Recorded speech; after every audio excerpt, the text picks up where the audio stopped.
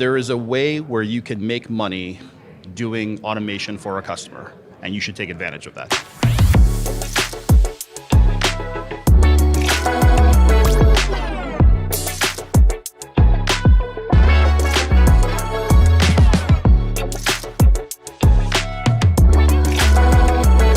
Welcome to Flow 2026, hosted by Roost. I'm Scott Campbell with the Global Technology Industry Association. This week, GTIA on location is in downtown Nashville. We're talking with industry leaders, MSPs, about everything automation. And I am really pleased to be joined right now by Frank Merino. Frank is a partner and CTO at Forthright, an MSP based in South Florida.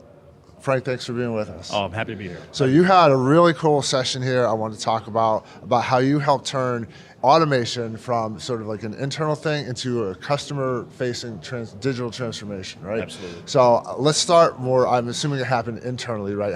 What was the process in the journey to get there? Like, how did you guys identify, like, you know what, there are some things we need to fix here?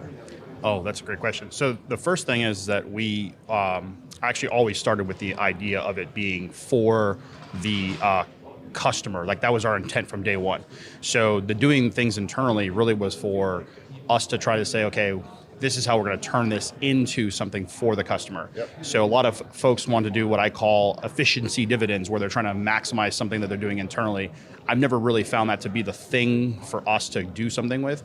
I'd rather actually say, how do we turn this into something that's going to be for our customer? So anything we were doing internally was like, all right, this is going to get flipped for the customer every single time.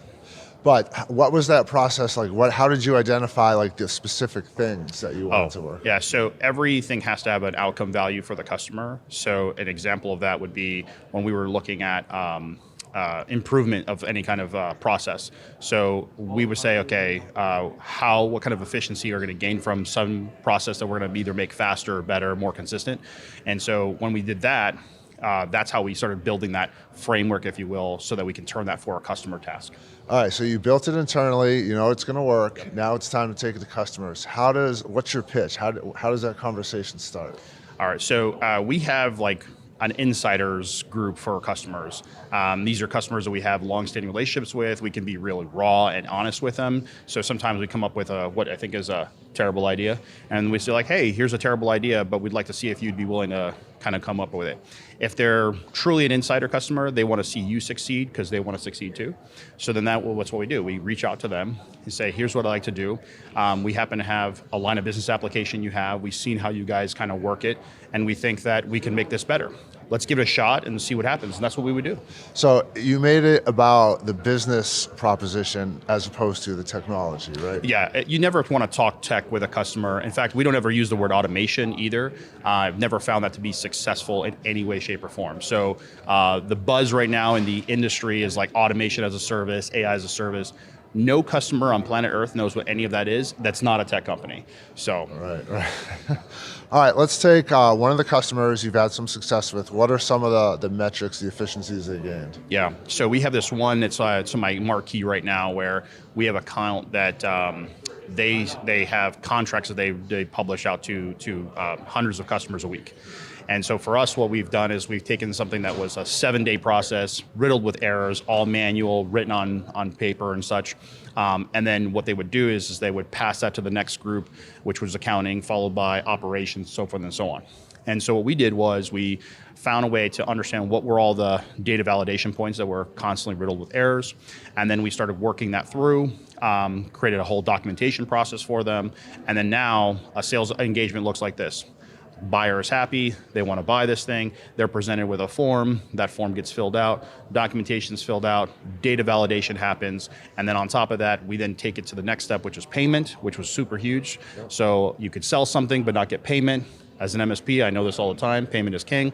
So we go ahead and we get them paid, we get that process there, we work with great partners on that, and then we pass that on over to automation or operations, and all of a sudden now, something that was taking 7-10 days is now 25 minutes. And I'm thinking that probably opens up a lot, even more doors with the customer too, right? Yeah, so one of the things that we were able to do is we did our, we call a technology business review. So we did this one, the first one for that year, and we have a slide we'd like to use. It has services by the numbers. It's all the stuff that everyone has. Tickets, backups, SLAs, all that jazz. Once we were done with that slide, one slide, we move into the next slide, it goes, $47 million. That's how much was ran through the product that we put together for them. Wow. And so like that was a huge number. And then we were able to talk about the number of contracts. And then because we knew it was taking 7 days, we erred on the side of caution, let's say it was 3, and say, cool, now we're doing it in 25 minutes. Yeah. And so like, here's how many more you can do. And so the next question is like, okay, what's the next thing we're gonna do? And so that's what we do. We go to the next one and goes, what's the next one? So now field agents need to get information back to headquarters. So we work on an automation for that. Sometimes you sprinkle AI. They like to use the word automagic. I'll use it, it's fine by me. And we go from there. How about as you were kind of building this up, what kind of lessons did you learn along the way? Did you have to do a lot of like, new upskilling or hiring or recruiting for like staff around automation? So in that particular one, I've been on the business side for a while now. So business process and understanding the way things move. We deal with a lot of manufacturing. So from work center to work center, that's something we understand quite a bit. Business analysts are a big one for us right now to bring people on that understand the business. Quote to cash is something we'd like to understand a lot. So that's definitely an upskilling and a personnel. Outside of that though, we had to change the way we spoke. It's really easy when you were talking to the enterprise, you were dealing with some IT person, but now you're dealing with business leaders and they can't spell IT. No offense to them, it's just a reality. So that's something we had to learn.